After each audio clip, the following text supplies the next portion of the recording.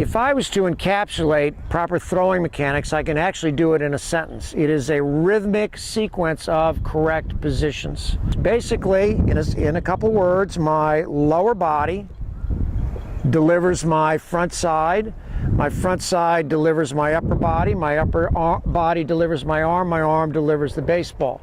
Now, let's dissect that a little bit and show why that's so difficult. Even a good athlete, in fact, especially a good athlete, comes into a balanced position like this. This is the athletic position in all of sports. My feet are spread, I'm on the balls of my feet, my knees are bent, my spinal column is erect, my head is up, my hands are out, and I'm balanced. I'm basically in the middle. Basketball, football, tennis, even a defensive position in baseball, that's your balanced position. When I throw, I need to get here. I need to get the weight on what pitchers call post leg on that line through here, and I need to be light here. So I don't do this, so I don't drift. So I turn here rather than here. Then I have to get my front shoulder. Now, whether that front shoulder is that's my front side. So whether it's my glove or my elbow, it definitely has to be my shoulder. I can't like this. I cannot get lateral movement. I have to go through the target. This is just like a barrel of a gun. My front side in turn then delivers me to a square position with my chest, with my upper body, where I'm square to the target.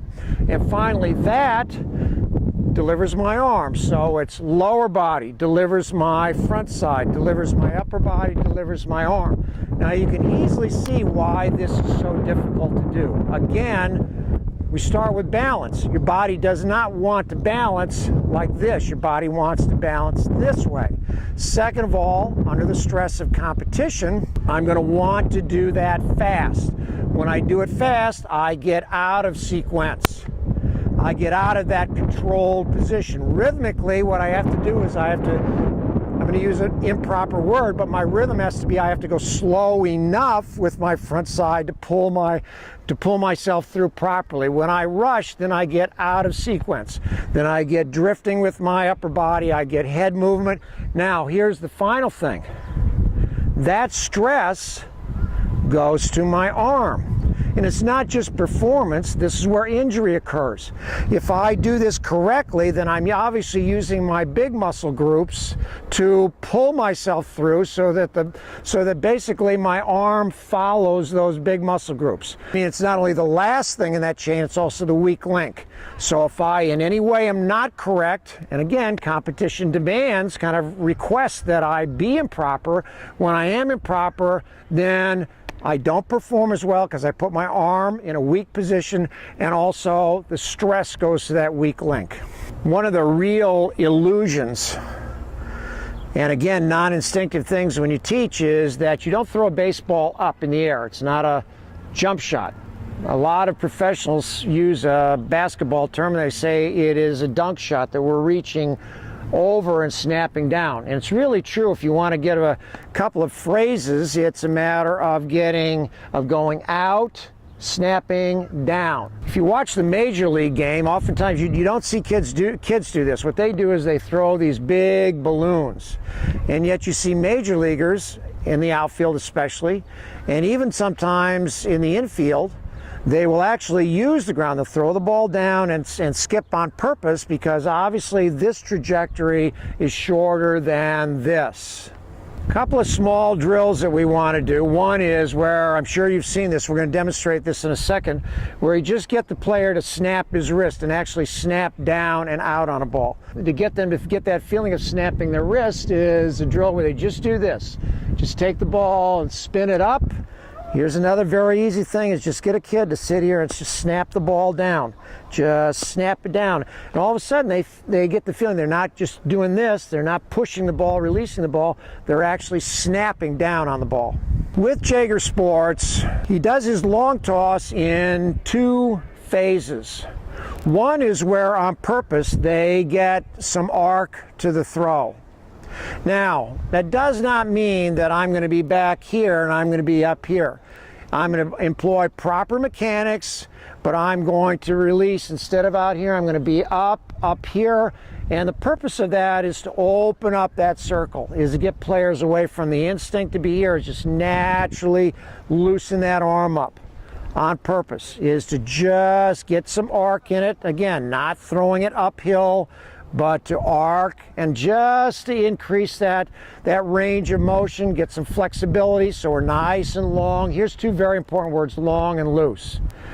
Now then, what you'll get into is a second phase where I employ those same mechanics. I've got that big circle going. I get out here, and now instead of here, I'm going to pull down. Now we're going to show both of those today with one of our high school players. What we're going to do, we're not going to do the whole thing. If you look at Jager's programs, you can take a look at this and they will give a lot more detail to it. But what I'm going to do with Matt is I'm just going to basically play catch. And increasingly, what we're going to do is we're going to move back. We're not going to show it all day, but we're going to move back.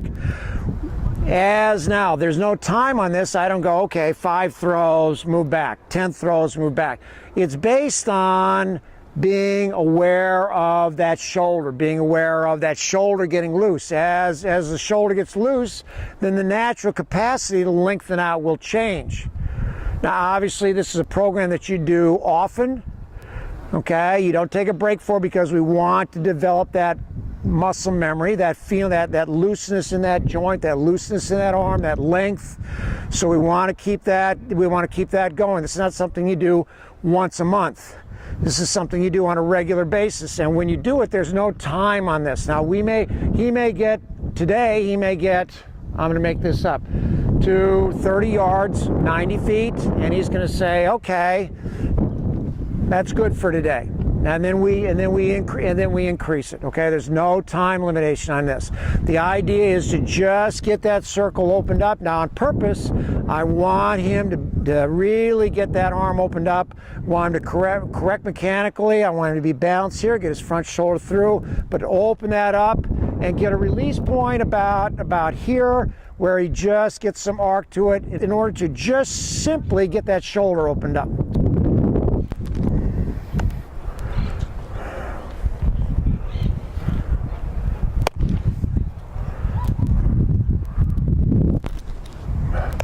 Everything is loose. Everything is long. Again, there's no time on this. I want to pay attention to mechanically that he's going to use his body.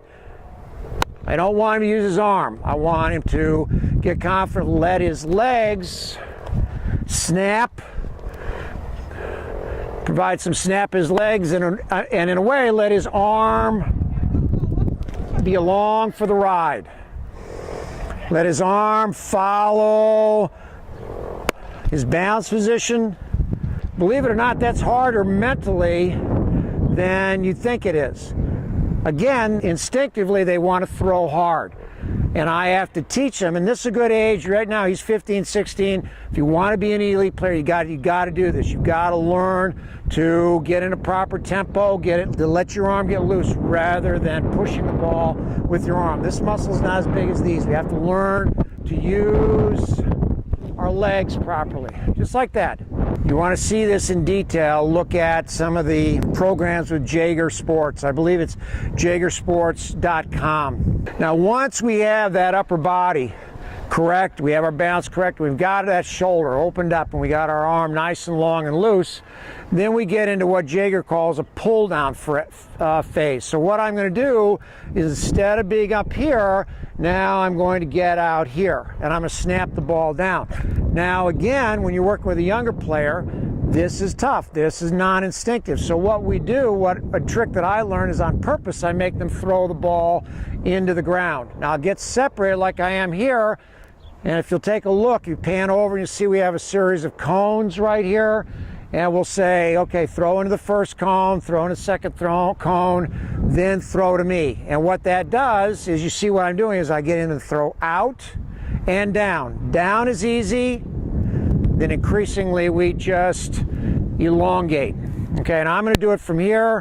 Throw to Matt. The first one, down, real easy, and down the first cone.